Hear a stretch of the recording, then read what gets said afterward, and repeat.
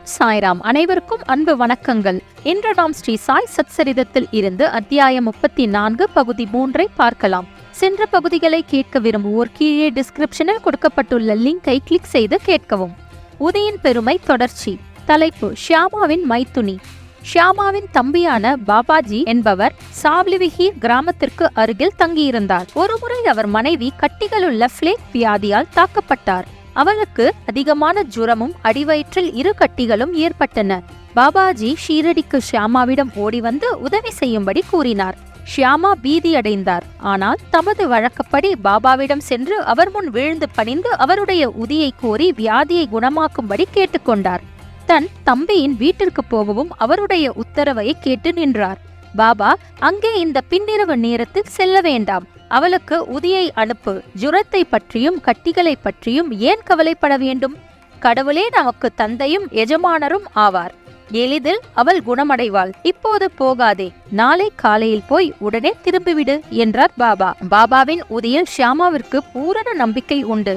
அது பாபாஜியிடம் அனுப்பப்பட்டது. கட்டிகளின் மீது அது தடவப்பட்டது. சிறிது தண்ணீரில் கரைக்கப்பட்டு அவளுக்கு குடிக்க கொடுக்கப்பட்டது. அதை உட்கொண்டதுதான் தாமதம். பெருமளவில் வேர்த்து கொட்டி ஜுரம் விட்டது. நோயாளிக்கு நல்ல தூக்கம் கிடைத்தது. அடுத்த நாள் காலை பாபாஜி தமது மனைவியின் உடல்நிலை தேறிவிட்டதையும் ஜுரம் கட்டிகள் நீங்கி புது வலுவூட்ட பெற்றதையும் கண்டு ஆச்சரியப்பட்டார், அதிசயப்பட்டார்.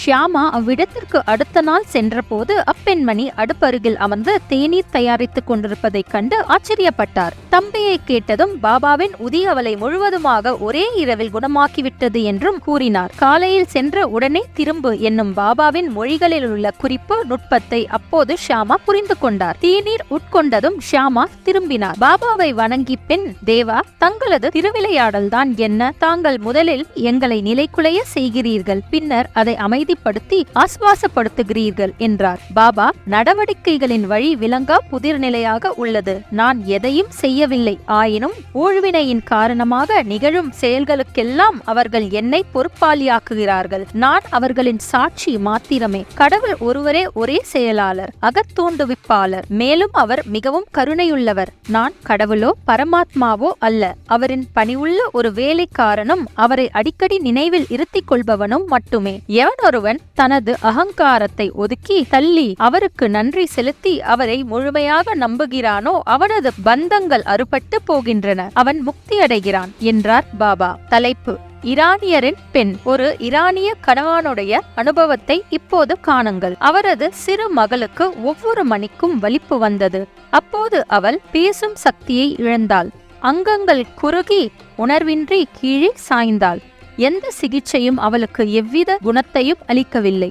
பாபாவின் உதியை சில நண்பர்கள் அவளது தந்தைக்கு சிபாரிசு செய்து அதை பம்பாயில் விலே பார்லேயில் உள்ள காக்கா சாஹிப்பிடம் இருந்து பெறும்படியும் கூறினார்கள். பின்னர் ஈரானிய கணவான் உதியை பெற்று தினம்தோறும் அதை நீரில் கலந்து தன் மகளுக்கு கொடுத்தார்.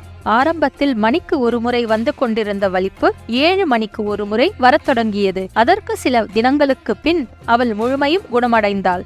இத்துடன் இந்த பதிவு முடிகிறது. மீண்டும் அடுத்த பதிவில் சந்திப்போம். ஓம் சாய்ராம். ஸ்ரீ சாயியை பணிக. அனைவருக்கும் சாந்தி நிலவட்டும். நன்றி, வணக்கம்.